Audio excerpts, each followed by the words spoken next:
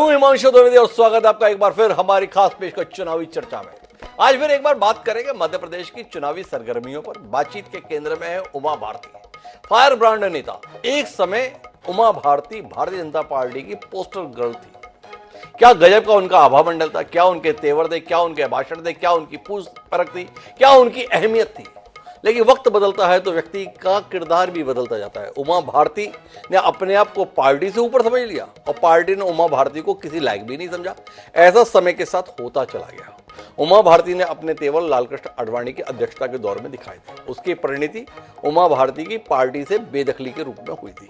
नई पार्टी बनाई, नई पार्टी बनाकर मैदान में उतरी, कुछ खास कर नहीं पाई। यहां तक की हालत हुई खुद भी विधानसभा का चुनाव हार गए। लौट के बुद्धू घर को आए, उमा भारती भी भाजपा में वापस आ गए। भारतीय जनता पार्टी ने लेकिन उमा भारती की ओजस्वी वक्तृत्व क्षमता को हमेशा स्वीकार किया। उनके आवा मंडल को स्वीकार करते हुए भारतीय जनता पार्टी ने महसूस किया कि ये नेता काम की तो है, पर मध्य प्रदेश की जमीन पर इनका सक्रिय रहना पार्टी की सेहत के लिए ठीक नहीं है। लिहाजा मध्य प्रदेश के नेताओं की उमा भारती के प्रति बेरुखी या चिंताओं को महसूस करते हुए उनके कार्यक्षेत्र को बदल दिया और उत्तर प्रदेश की ओर रुख करा दिया। नतीजा यह हुआ कि उमा भारती, जो मध्य प्रदेश की राजनीति में 3 दशक तक केंद्रीय धुरी रही, वह उत्तर प्रदेश के झांसी लोकसभा क्षेत्र से चुनाव लड़ी और जीत भी गई। नरेंद्र मोदी के मंत्रिमंडल में बतौर मंत्री उन्हें काम करने का मौका भी मिला, पर अब उनके जो भी कामकाज के तरीके रहे, मंत्री का कार्यकाल वह पूरा नहीं कर पाए। और जब 2019 के आम चुनाव आए तो उमा भारती ने चुनाव लड़ने से इंकार किया या पार्टी ने लड़ाने से इंकार किया, ये रहस्य का विषय है। पर कुल मिलाकर तब से लेकर अब तक उमा भारती अपने आप को राजनीति में प्रासंगिक रखने की छटपटाहट के दौर से गुजर रही है। वो छटपटाहट अभी और बढ़ गई है क्योंकि मध्य प्रदेश में विधानसभा चुनाव है और मध्य प्रदेश के विधानसभा चुनाव के दौरान भारतीय जनता पार्टी अपने तमाम वरिष्ठ या कनिष्ठ नेताओं को महत्व देते हुए भूमिकाएं प्रदान कर रही है। पर इन सब के बीच में मध्य प्रदेश की मुख्यमंत्री रह चुकी उमा भारती को किसी भी भूमिका के लायक नहीं समझा जा रहा है। ये छटपटाहट उमा भारती की अब सार्वजनिक होने लगी है। उन्होंने ताजा तौर पर अपनी नाराजगी इस रूप में व्यक्त की कि जन आशीर्वाद यात्रा हुई जाए और मुझे बुलाया नहीं गया। मेरे कारण सरकार बनी, अगर सिंधिया के कारण सरकार बनी ज्योतिरादित्य के, तो मैंने भी पार्टी के लिए प्रचार किया था, मुझे इस लायक भी नहीं समझा। साथ में वो जोड़ती हैं, अब बुलाएंगे भी तो जाऊंगी नहीं। एक पत्र भी उनके नाम से वायरल हुआ जिसमें 19 समर्थकों के लिए टिकट चाहे गए। 24 घंटे तक उन्होंने पत्र पर कुछ नहीं बोला। उसके बाद में बोला भी तो कुछ यूं बोला ट्विटर के माध्यम से कि मेरे नाम से पत्र जारी हुआ है, उसमें नाम है, लेकिन मैंने 19 नामों के संदर्भ में नहीं बल्कि सभी 230 सीटों के लिए नाम सुझाए हैं और उनमें ये 19 नाम भी शामिल हैं। अब पत्र सही है या गलत है, इसके लिए राजनीतिक विश्लेषक अपनी तरफ से परीक्षण कर रहे हैं। पर सच ये है कि उमा भारती कुल मिलाकर भारतीय जनता पार्टी की मध्य प्रदेश इकाई को सांसद में डाले हुए हैं। और इस सब के बीच में रणदीप सुरजेवाला ने उनके सम्मान को लेकर सवाल उठा दिया। तो आज उन्होंने रणदीप सुरजेवाला को कह दिया, अपना घर संभालो, हमारी चिंता मत करो। पर हम चिंता करेंगे, उमा जी की भी और भारतीय जनता पार्टी की भी। हमारी इस चिंताओं में साझा होने के लिए 3 खास मेहमान हैं। हमारे साथ शैलेंद्र प्रधान है, भारतीय जनता पार्टी के, वह भी कभी बहुत बड़े नेता रहे, भोपाल से विधायक रहे। उमा भारती को भी भूमिका की तलाश है, शैलेंद्र जी भी भूमिका की तलाश में है। उमा भारती के कट्टर समर्थक हैं। अपने नेता की वर्तमान तौर तरीकों को लेकर क्या नजरिया, हमें जानने में दिलचस्पी है। हमारे साथ भूपेंद्र गुप्ता जी हैं। भारतीय राष्ट्रीय कांग्रेस में नेताओं की अंतर्कलह कभी सुर्खियां नहीं बनती, माना जाता है, वहां तो ऐसा होता ही है। पर कांग्रेस जब भी भाजपा में ऐसा कुछ होती देखती है, अपने लिए संभावनाएं देखती है। क्या संभावनाएं देख रहे हैं, ये भूपेंद्र जी बताएंगे। और इनके बीच में उमा की नाराजगी के सही मायने में क्या नतीजे हो सकते हैं, इसे समझाने के लिए देश के जाने माने राजनीतिक विश्लेषक गिरिजा शंकर जी हमारे साथ हैं। आप तीनों का स्वागत है। चर्चा की शुरुआत शैलेंद्र प्रधान जी से ही करते हैं। शैलेंद्र प्रधान जी, समझना केवल इतना है कि उमा भारती जो कुछ कर रही हैं, इसे क्या समझे। एक दिया जो बुझने जा रहा है, उसके लौ की फड़फड़ाहट है, या एक चिंगारी है जिसे आने वाले समय में हम धधकती ज्वाला के तौर पर भी देख सकते हैं। किस रूप में देखें इसे? देखिए, उमा जी कद्दावर नेता थी, हैं और रहेंगी। उनकी जो फॉलोइंग है वो निश्चित ही सारे भारतवर्ष में है, सिर्फ मध्य प्रदेश में नहीं हो। और मैं ये मानता हूं तो उनको चित्रकूट में निश्चित ही बुलाना चाहिए था और उनको किस त्रुटि के कारण, मतलब पार्टी में कहीं गफलत हुई है कि उनका नाम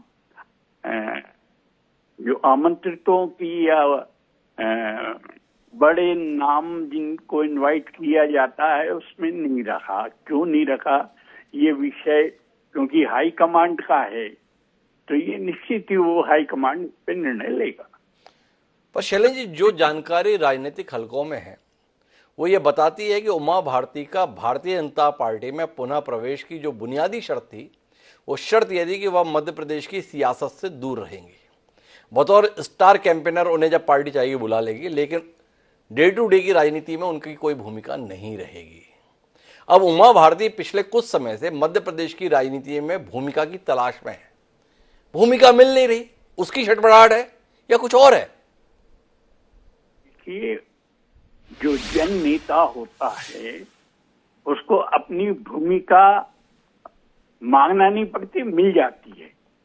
और माननीय उमा जी का जो छटपटाहट है वो निश्चित ही किसी लेवल पे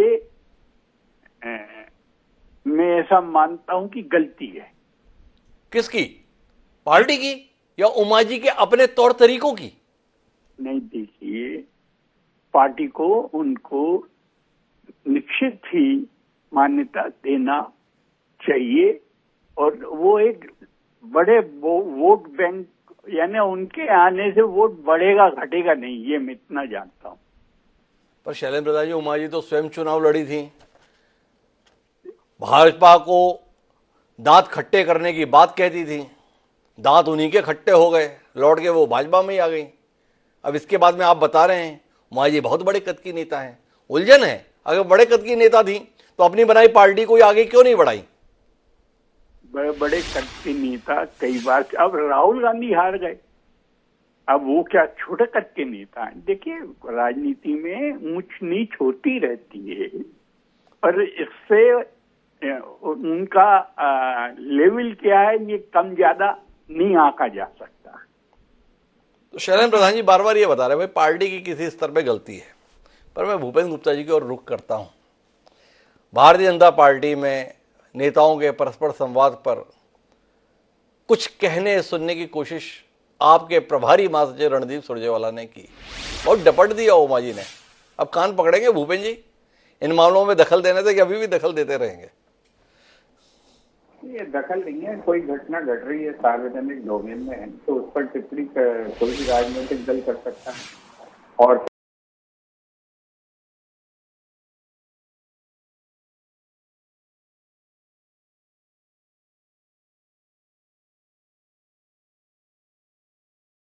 दिख रहा है, सबको दिख रहा है, ये जो है लगातार दिख रहा है। उमा भारती जी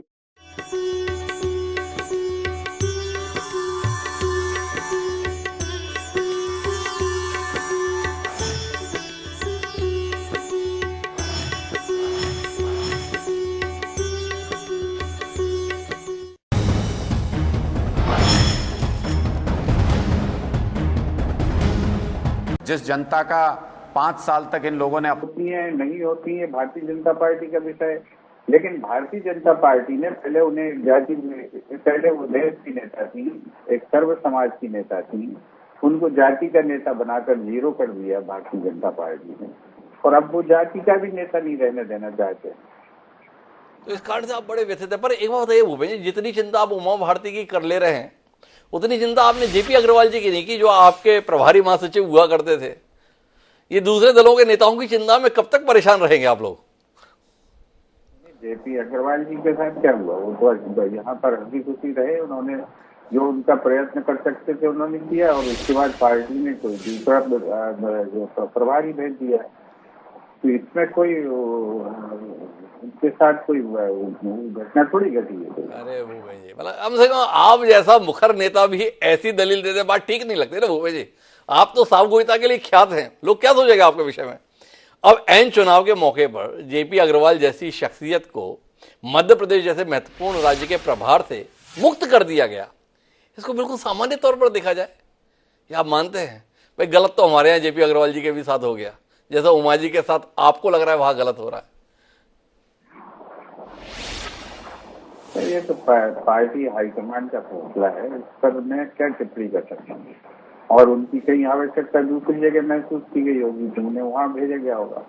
और जो यहाँ पर हो सकता है कि एज के हिसाब से कुछ और यंग आदमी को यहाँ भेजने की उनकी आवश्यकता है, उसको पार्टी को लगी तो यहाँ पे ज्यादा युवा लोगों को भेजा गया। अच्छा, युवा जो है प्रभारी के तौर पर ही भेजे जा रहे हैं। वो आपके यहाँ पे कई युवा नेता हैं भूपेन जी, जो प्रदेश का नेतृत्व करने के लिए तत्पर है, उसमें बुजुर्गों को ही अहमियत मिल रही है। बड़ा विरोधाभास है भूपेन जी, कैसे करेंगे? वो जोश के साथ भी लड़ी जानी और होश के साथ भी लड़ी जानी। और क्योंकि जो है हमारा जो अनुभवी नेतृत्व है वो मुखरता से सामना कर रहा है, और हमारे जो युवा नेता हैं वो निरंतर दौरे कर रहे हैं। आप देखें, क्या अरुण यादव जी दौरे नहीं कर रहे हैं, क्या अजय सिंह जी दौरे नहीं कर रहे हैं, क्या जीतू पटवारी दौरे नहीं कर रहे हैं, क्या जयवर्धन सिंह दौरे नहीं कर रहे हैं। ये हमारी यूथ टीम है जो पूरे प्रदेश में घूम रही है। हम पचौरी जी को भी दौरा करता हुआ देखना चाहते हैं भूपेन गुप्ता जी, दिख नहीं रहा, दिखवाइएगा जरूर। जैसे उमर जी कहीं नहीं दिख रहे ना, वैसे ही सुरेश पचौरी जी भी नहीं दिख रहे, थोड़ा ध्यान दीजिएगा। पर अभी हम चलते हैं गिरिजा शंकर जी के पास, और गिरिजा जी आपसे इसके राजनीतिक मायने समझने की कोशिश करते हैं, और साथ ही ये भी समझने की कोशिश करते हैं कि क्या ये उमा भारती की छटपटाहट का सार्वजनिक प्रकटीकरण उन्हें कोई भूमिका दिला सकता है? क्या कहते हैं आप?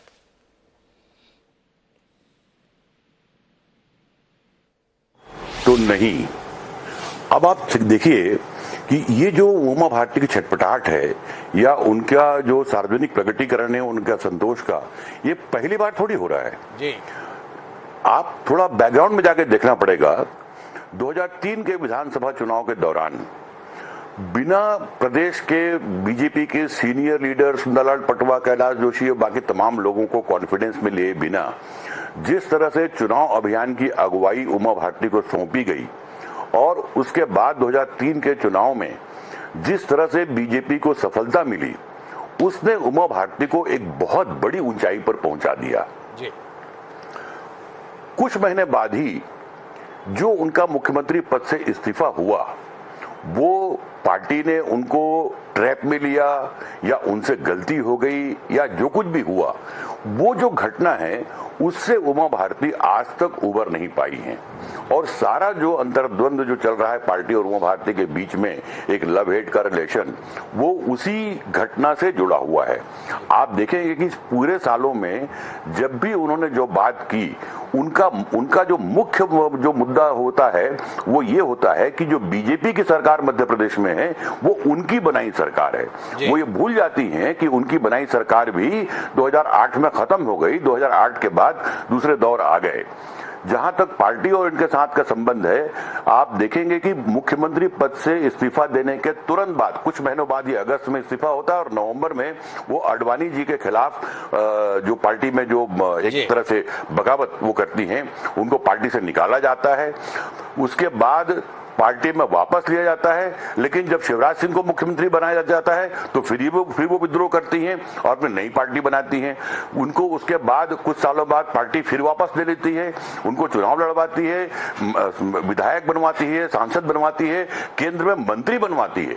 अब मैं समझता हूं कि कोई पार्टी हाईकमांड जो है वो आडवाणी से लेकर नरेंद्र मोदी तक के दौर में इतनी बार उनको साथ लेने की कोशिश करे और उसके बाद भी यदि उमा भारती अपने उस ग्लानि से या अपने उस फ्रस्ट्रेशन से जो मुख्यमंत्री नहीं रह पाने का या मुख्यमंत्री पद छोड़ने का यदि नहीं उबर पा रही हैं, तो मैं नहीं समझता कि इसमें कहीं पार्टी हाईकमांड के स्तर पर या पार्टी के स्तर पर उनकी उपेक्षा हो रही है या उनको किनारे किया जा रहा है। पर मैं गिरिजा जी आपसे ये समझना चाहता हूं कि आपको नहीं लगता है कि उमा भारती अब वचन भंग की दोषी हो रही हैं? उमा भारती को नई पार्टी के गठन के बाद जब दोबारा से भाजपा का हिस्सा बनाया गया था तो मध्य प्रदेश की सियासत से दूर रहने का समझौता था। इसी के तहत उत्तर प्रदेश से विधानसभा और फिर लोकसभा लड़ाने के संदर्भ में घटनाक्रम हुए। अब उमा भारती एक बार फिर मध्य प्रदेश में सक्रिय भूमिका की तलाश में है। क्या मध्य प्रदेश में जमीन इतनी खाली है? और क्या उमा भारती की इस सक्रियता को जनता के स्तर पर स्वीकार किया जाएगा? 2003 अगस्त में जब मुख्यमंत्री पद से इस्तीफा दिया उन्होंने, उसके बाद के जो कुछ भी घटनाक्रम हुए वो उमा भारती के पक्ष में या उनके अनुकूल नहीं जाते। जी। बावजूद इसके उनके कद को देखते हुए, उनकी लोकप्रियता को देखते हुए, उनके बैकग्राउंड को देखते हुए पार्टी ने बार बार मौका दिया उनको। जब उनको एक बार तय हो गया कि जब उत्तर प्रदेश से वो मेंबर ऑफ पार्लियामेंट बन गई और उनको केंद्रीय मंत्री भी बना लिया गया, ये बहुत बड़ी बात है कि पार्टी से निकाले जाने, पार्टी को छोड़ने, पार्टी से बगावत करने, उसके बाद ये मौका पार्टी ने दिया। तो मुझे लगता है कि उमा भारती को अपनी उस नई भूमिका के साथ में अपने आप को एडजस्ट कर लेना था और उनको वचन रहा हो या वचन न रहा हो, जब उनको एक नई भूमिका दे दी गई कि उत्तर प्रदेश से आप मेंबर ऑफ पार्लियामेंट रहेंगे और वहां से आप केंद्रीय मंत्री रहेंगे, तो एक बहुत बड़ी भूमिका उनको दे दी गई थी। उनको मध्य प्रदेश के मुख्यमंत्री पद खोने के दर्द को उसके साथ भूल जाना चाहिए था, लेकिन आज भी उस दर्द से चिपकी हुई हैं। जो ताजा बयान जो है उसमें भी उनका दर्द वही उभरता है कि जो मध्य प्रदेश में बीजेपी की सरकार है वो मेरी बनाई सरकार है। ये बिल्कुल सही है कि जो 2003 में सरकार बनी उसके चुनाव प्रचार का पूरा जो अगुवाई है उन्होंने की, लेकिन उस दौर के हालात को देखिए कि जो जिस तरह से कांग्रेस के खिलाफ एक भयानक एंटी इनकम्बेंसी का माहौल था, उसमें यदि उमा भारती के अलावा यदि कोई और भी नेता होता शायद बहुमत उतना अधिक नहीं मिलता, लेकिन सरकार तो बीजेपी के बन जाती। और चलिए 2003 की सरकार का श्रेय यदि उमा भारती लेती हैं तो वो कहानी 2008 में खत्म हो गई। 2008 के बाद जो है वो कहानी नहीं बचती। यदि आज भी बीजेपी की सरकार को मेरी बनाई सरकार कहें या मुख्यमंत्री पद पर यदि वो निगाहें रखती हैं तो मैं समझता हूं कि वो उनका आकलन या उनका अपना जो स्टैंड है वो सही नहीं है। वो सही नहीं है। मैं वापस शैलेंद्र प्रधान जी आपके पास आता हूं। आपका नेता आसक्ति से उबर नहीं पा रहा, साध्वी है उमा भारती, पर इसके बावजूद भी सत्ता में सक्रिय भूमिका की चाह, ऐसा लोग महसूस करते हैं। क्या कहते हैं आप शैलेंद्र प्रधान जी? देखिए, वो जन नेता तो है जी, इससे इनकार नहीं किया जा सकता जी, और उनकी एक फैन फॉलोइंग है जी, और मैं ये मानता हूं कि वो भी अगर साथ में खड़ी हो जाएंगी तो बीजेपी को सत्ता में आने में मदद मिलेगी जी, और ज्यादा मदद मिलेगी। और जब ऐसा कद्दावर नेता, अगर हम उसको भूलना चाहें या उसको अतीत में डालना चाहें तो मुझे लगता है ये कहीं ना कहीं गलत है। अच्छा शैलेंद्र जी, एक बात बताइए, उमा भारती को साथ में लेंगे तो जीत की संभावनाएं बढ़ जाएंगी, पर क्या आप रोशनी देंगे कि उनके साथ आने के साथ में परेशानियां भी कौन कौन सी बढ़ जाएंगी? देखिए, राजनीति में कुछ नेताओं की परेशानियां हो सकती हैं, बढ़ जाएं, पर उनको उनकी अवहेलना तो नहीं की जा सकती। अच्छा शैलेंद्र जी, एक बात में दृष्टि दीजिए, 2014 में लोकसभा का चुनाव लड़ाया, बाद में केंद्र में मंत्री भी बनाया, बीच में ही मंत्री पद से हटाया और फिर जाके 2019 में लोकसभा का चुनाव भी नहीं लड़ाया, या उमा जी के अनुसार मैंने लड़ा नहीं। जब लड़ा नहीं तो फिर क्यों लड़ना है? थोड़ा इसमें रोशनी तो मिले ना। 2019 में क्यों मैदान में नहीं थे और 2023 में क्यों मैदान में रहना चाहते? थोड़ा इस पे भी दृष्टि दीजिए, आप तो उनके बड़े नजदीकी हैं। नहीं, ये विषय तो माननीय उमा जी ही बतला सकती हैं, पर निश्चित ही 19 में वो झांसी की जगह और किसी कॉन्स्टिट्यूंसी, वो भी मध्य प्रदेश की कॉन्स्टिट्यूंसी से लड़ना चाहती थी, ये सर्वविदित है। अब इसके पीछे पार्टी का क्या निर्णय है और पार्टी ने जो निर्णय लिया उसके हम क्या विपरीत बोल सकते हैं? अच्छा तो शैलेंद्र जी, एक बात बताइए, पार्टी की नीति या रीति के खिलाफ एक बार फिर उमा भारती जाने की कोशिश कर रही है, पार्टी में रहते हुए ही ये विरोध रहेगा या पार्टी से एक बार फिर बाहर जाने का रास्ता बन रहा है? मुझे नहीं लगता। माननीय उमा जी खुद भी कह चुकी हैं कि मैं अब पार्टी के बाहर नहीं जाऊंगी, और अगर वो डायलॉग याद है कि वो पंछी वापस जहाज पे वापस आ गया जी, तो मैं तो ये सब नहीं मानता कि वो बाहर जाएंगे। तो क्या पार्टी को सत्ता से बाहर कराने की अब चाह हो गई उमा भारती के? अगर वो सार्वजनिक रूप से इस तरीके का बयान देंगी तो तय पार्टी को नुकसान होगा, तो अपनी ही पार्टी का नुकसान करने के लिए उमा भारती इतनी व्याकुल क्यों है?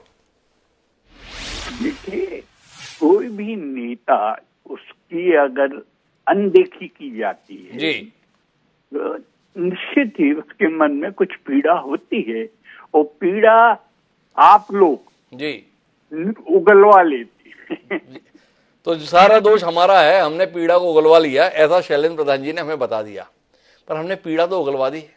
कांग्रेस अपनी पैरों पे कुल्हाड़ी क्यों मार रही है, ये भूपेंद्र जी आपसे समझना है। भाई शैलेंद्र प्रधान जी ने 2 बातें कही, भूपेंद्र जी गौर से सुनिए।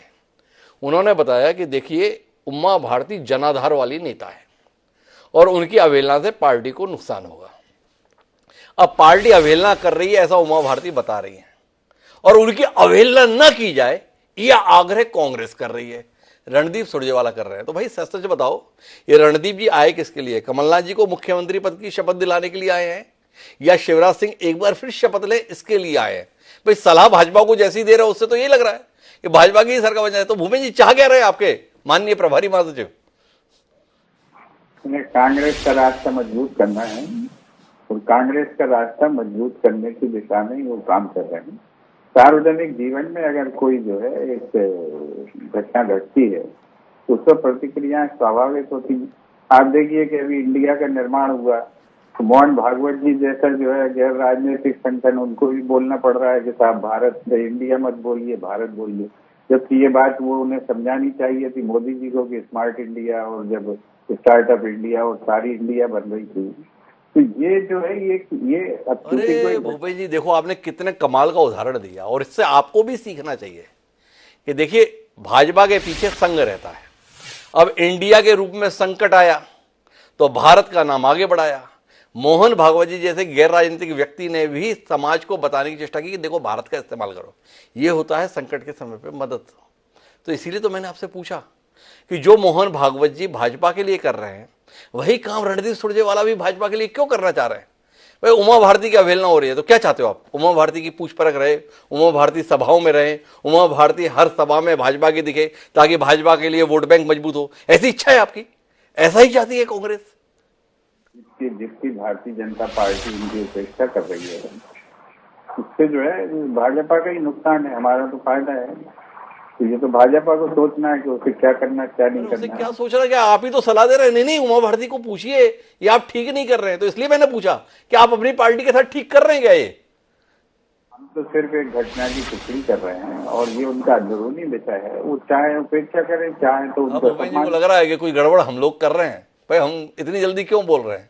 तो मैं वापस गिरजा जी आपके पास में आता हूं और आपसे जानना ये चाहता हूं, कैसे निपटेगी भाजपा उमा भारती के इन सार्वजनिक होते बयानों से? उमा भारती कोई मौका छोड़ नहीं रही हैं अपनी व्यथा, अपना दुख, अपना दर्द, अपनी तकलीफ, अपनी पीड़ा के सार्वजनिक प्रकटीकरण को। भाजपा वाकई परेशान हो जाएगी या भाजपा ने मान लिया है जो करना है करे, इनके बगैर ही अपने ने इतने साल चला लिए, आगे भी इनके बगैर ही चलेंगे?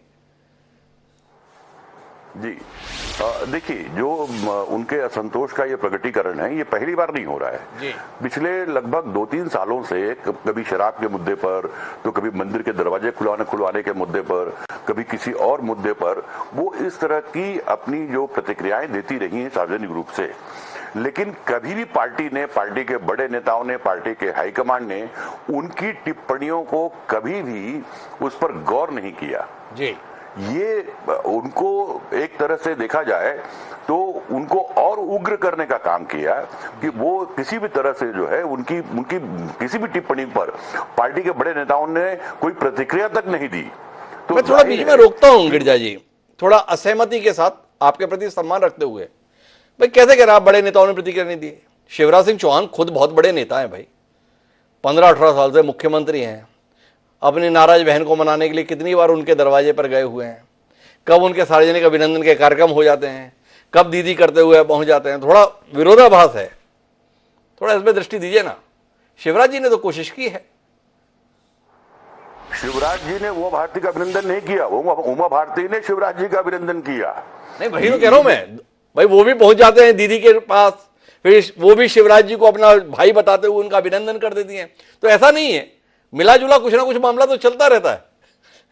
नहीं, मेरे ख्याल से जो है ये एक तरह का जो स्वभाव है और राजनीति है शिवराज सिंह की कि कन्फ्रंटेशन वो कभी मतलब पसंद नहीं करते और जहां तक कोशिश करते हैं कि जहां तक हो सके वो कन्फ्रंटेशन को अवॉइड करें। उन्होंने जो उमा भारती के साथ मिलने जुलने और तमाम जो कवायद की वो केवल एक दिखावा था, एक कन्फ्रंटेशन को अवॉइड करने का। यदि उनकी टिप्पणियों को गंभीरता से लिया जाता, चाहे मुख्यमंत्री हो चाहे बाकी पार्टी के और दूसरे नेता हो, तो उमा भारती की शिकायत आज ये न होती। उनकी शिकायत लगातार तो बढ़ती जा रही है, जो इस दौर पे आ गई कि मैं समझता हूं कि ये क्लाइमेक्स पर है कि मुझे चुनाव की किसी आप देखिए कि उनको यात्रा में बुलाने की बात नहीं है, चुनाव की पूरी प्रक्रिया में उमा भारती को कहीं भी शामिल नहीं किया गया है। तो ये दिखाता है कि उमा भारती को किसी भी रूप में पार्टी जो है वो गंभीरता से लेने को तैयार नहीं है, ये बिल्कुल साफ है। यदि कोई इक्का दुक्का नेता या मुख्यमंत्री अपनी स्वभावगत अपनी रणनीतिक शैली में वो जाकर कहीं थोड़ी बहुत दीदी और कर दें और उमा भारती को लगे कि देखो शिवराज जी झुक गए, तो ऐसी कोई स्थिति नहीं है। कुल मिलाकर ये है कि उनकी जो छटपटाहट है या उनकी जो व्याकुलता है वो जिस तरफ बढ़ती जा रही है, उसमें एक बड़ा कारण ये भी है कि जब भी उन्होंने इस तरह कोई बयान दिया उसको मनाने की, समझाने की या उनसे कोई संवाद करने की कोशिश पार्टी के शीर्ष नेतृत्व ने नहीं किया। अच्छा, अब गिरिजा जी एक निर्णायक सवाल है आपसे, उमा भारती को मनाना पार्टी के लिए ज्यादा फायदेमंद रहेगा या उमा भारती को उन्हें उनके हाल पे छोड़ देना पार्टी के लिए ज्यादा ठीक रहेगा?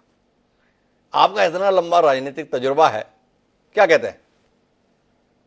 से 20 साल का जो अनुभव पार्टी और उमा भारती के रिश्तों का रहा है, यदि देखें तो मैं नहीं समझता कि अब कोई गुंजाइश हाईकमांड के पास बची है कि उमा भारती को मनाएं, उनको समझाएं या उनको जिस तरह के मान मनोबल की गुंजाइश है, ऐसी गुंजाइश मुझे दिखती नहीं है। क्योंकि इस 20 साल में पार्टी से निष्कासन, पार्टी से बगावत, फिर वापसी, फिर पद देना, फिर सम्मान देना और उसके बाद भी यदि उमा भारती का रुख ये बना हुआ है, तो मुझे अब नहीं लगता कि इस पूरे परिप्रेक्ष्य में पार्टी जो आज अपने सबसे अधिक बहुमत के साथ देश में राज कर रही है, वहां पर अब इस तरह की असहमति जो सार्वजनिक रूप से व्यक्त की जाए, सार्वजनिक रूप से आलोचना की जाए, उसको तवज्जो देने की गुंजाइश मैं अब बिल्कुल नहीं देखता। अब बिल्कुल भी दिखाई नहीं देती। तो अगर हम नतीजे पे पहुंचे तो हमारा सवाल था, उमा खफा किसका नफा?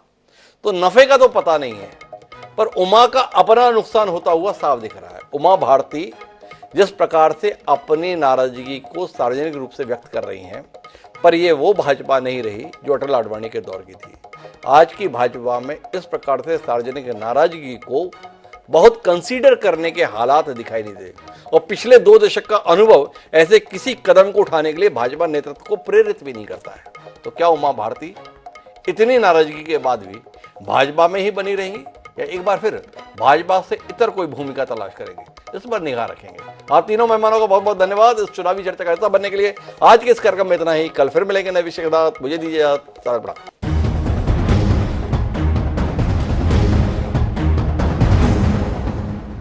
जॉइंट पेन के लिए डॉक्टर ऑर्थो ऑयल के अमेजिंग